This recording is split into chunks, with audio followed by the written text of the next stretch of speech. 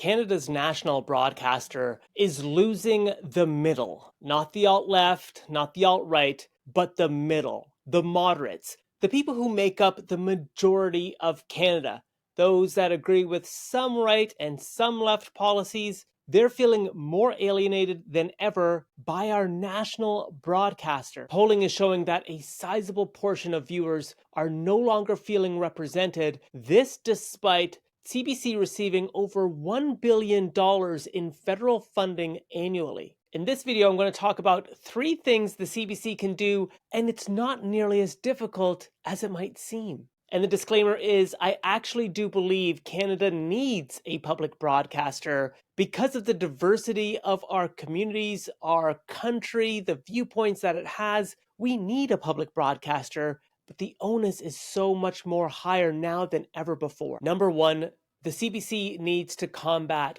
bias in action. A few years ago, I covered all of the articles the CBC wrote on the Freedom Convoy, Canada's largest national protest, I believe, certainly the largest protest I've ever seen Canada ever experience before. I went through the CBC's website, and every single article on the Freedom Convoy was negative. It wasn't partially negative, it wasn't somewhat negative, it was negative. This convoy was orchestrated by extremist groups who were alt-right. They were waving Confederate flags, and the CBC covered the protest as such, without really trying to understand why otherwise moderate Canadians were actually sympathetic to the movement, and some even showing up as part of the movement during 2022. In fact, an ombudsman report found that the CBC highlighted one of the mayors in Alberta calling the protesters domestic terrorists, but downplaying that residents felt strongly in support of the protest itself. As well, some of the public broadcasters' programming, like Power in Politics, covered strange, weird angles, suggesting that countries like Russia were funding the Freedom Convoy, that there was this host of international actors funding the convoy and its protests because it was so well organized. Now, regardless of what you think about that, I would consider that pretty out there when it comes to ideas about the Freedom Convoy. Instead, there were so many Canadians that agreed or were sympathetic to the movement that the CBC completely disregarded in the process. And this is absolutely crucial. 46% of Canadians polled by Ipsos said that they were sympathetic to the movement, and 61% were sympathetic, those between the ages of 18 to 34. Now, again, regardless of what you think of the Freedom Convoy and its movement and its aims and its objectives, 46% is no number to sneeze at. That's a very, very large portion of those polled. That means many Canadians saw the merit. Our public broadcaster has a duty to bring out those voices to understand a little bit more of why Canadians were empathetic or sympathetic to the movement. The CBC did none of that. They spoke instead to the negative aspects of the protest, not why some moderates may have agreed with it. So the solution here is simple. Lean into uncomfortable opinions that you just don't agree with. You know, when you're doing research, when you're doing analysis, you have an idea of where your analysis wants to go, but you do research to help broaden your perspective about that exact issue. In fact, research shows your curiosity and dopamine releases heighten in your search for the answer, not necessarily finding the answer and doubling down on it. It's interesting that the CBC is doing a reverse approach. They have their answer, and then they're finding specific sound bites and news articles to support that answer. It should be the other way around when it comes to our public broadcaster. Number 2, stop the identity lens. On an average day, if you navigate to the CBC's website, chances are you're going to find an article about identity. Women, Indigenous, racialized communities, the LGBTQ. Chances are there's an article about that on the CBC's website. And here's something that's interesting and quite strange. They reuse and rehash old articles from years past about identity issues. I swear I've read the same article about a transgender youth going through their surgery countless times. And when I look at the date of publication, it was 2021. It just keeps getting reused to their front page from time to time after a few months or so. Now, don't get me wrong, identity is a very important topic. Canada is made up of all types of different ethnicities, sexual identities, sexual orientation, gender identity. That's very important. But what a public broadcaster is missing are the issues that unite us as Canadians. Housing affordability, joblessness, employment, the ability to save. More and more Canadians are living paycheck to paycheck than ever before. And people who got degrees are not feeling like they can actually succeed in the economy despite doing everything by the book, quote unquote. These are the issues that affect every Canadian, regardless of race, ethnicity, or gender. I find those issues are covered, but not nearly with the type of emphasis the CBC places on them. Now, I'm not saying that identity politics aren't important. They are, but they should be left for like an at issue or a subheading or another, like a podcast where people who are interested can go into detail about that issue. But for your front page, your top news, the articles that really speak to most Canadians should be dominating your headlines. But here's the kicker. Academic research shows that when public broadcasters focus on identity, they have the real power to alienate moderates. Again, people who see both sides, the majority of Canadians who see both the benefits and challenges of right and left politics. You start alienating moderates means you're alienating most Canadians. You're the public broadcaster. That's the last thing you should be doing. So just remember, as you focus on identity, you alienate the majority of Canadians in the process. And you also do disservice to the issues that matter to most Canadians. Again, affordability, joblessness, getting by in this economy.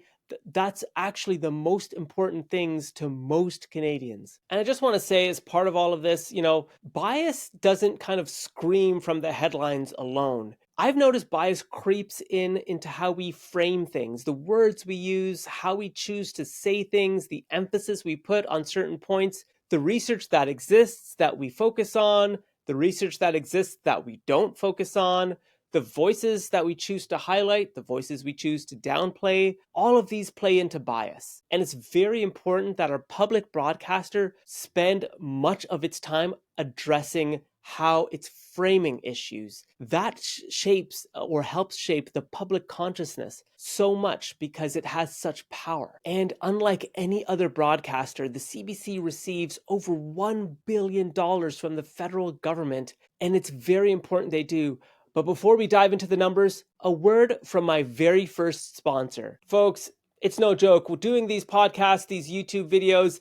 It's a lot of research, a lot of late nights, and what keeps me caffeinated is Welch coffee. In these times of high tariffs and US-Canada relations being strained, it's nice to know there's a local brewer right here in Toronto that roasts beans and puts as much attention to detail in every last batch than the best roasters do. I tried Welch Coffee's cold brew espresso, and trust me, I'm very picky on my coffee.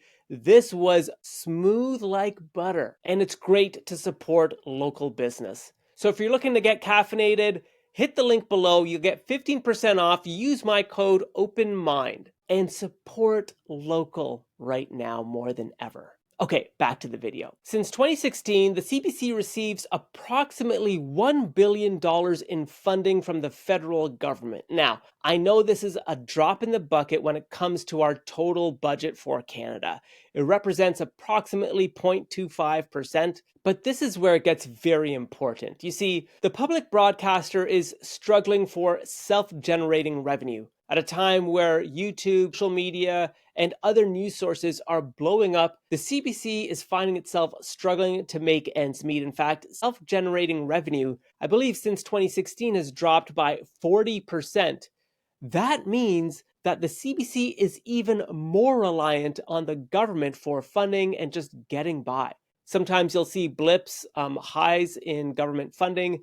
It's usually due to the Olympics or other international events that the CBC covers, but generally it hovers around the $1 billion mark. Now, some on the far right would say, well, the CBC is just an arm of the government and they only push what the government wants them to. Now, you can agree or disagree with that sentiment, but here's some food for thought. Mark Carney and the Liberals have put forward budgets with $150 million in increases to the CBC.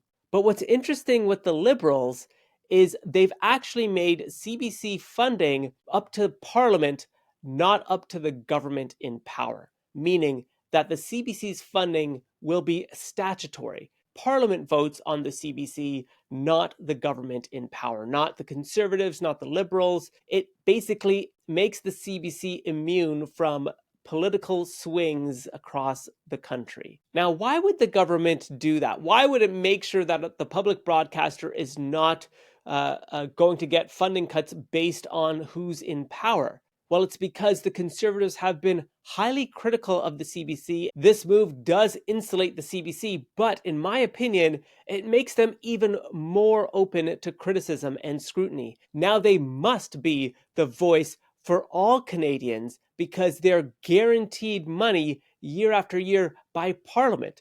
So maybe part of this statutory funding to the CBC means that they need to report to Parliament on how they're combating bias in reporting, how they're embracing diverse perspectives, how they're going coast to coast, talking to all types of Canadians of all backgrounds and all political opinions about the way forward. Look, as I said at the beginning of this video, I believe in a public broadcaster. It's absolutely essential for the second largest landmass in the entire world. I just don't think that there's a business model that would allow a profit to be driven when you've got to send a camera crew and interviewer out to the far reaches of our country covering some of the biggest issues affecting farmers, indigenous communities, people in cities, temporary foreign workers, highlighting malpractices by businesses, and covering some of the biggest protests of our time. This all requires heavy investment, and there's no real return on that investment that one can see from a dollar figure amount. The return on investment to me is the impact it has on the public consciousness of Canada, how it frames issues, how it covers issues, what voices it highlights, what voices it doesn't, what opinions it shares, what opinions it doesn't. This is very important, what words it uses. Again, if the CBC is going to have statutory funding from now until forever, this should be under the microscope of our parliamentary government. And the CEO should be reporting to the Parliament about how they're choosing to combat these things and be truly the voice of Canadians. So in my opinion, the CBC is not the enemy. It's just got to tell the Canadian story. With all the lumps and warts and weird ideas that Canadians have as part of it. It can't be so identity driven because it will alienate moderates. It can't be so focused on covering something in a very specific way because that lends itself to people thinking it's just an arm of government. It has to be willing to delve into the uncomfortable. And they're in a position with over $1 billion in public funds year after year, better well positioned than any podcaster, any YouTuber, practically anyone to do exactly that. And I hope they are listening. I hope they are watching. Folks, my name is Christopher. I'm a concerned Canadian in the way in which our country is going. I believe thoughtful discourse is so important now more than ever. So like, share, subscribe, tell all your friends. Right here is the place where we have these kinds of conversations. Thanks so much, and I'll definitely catch you in the next one.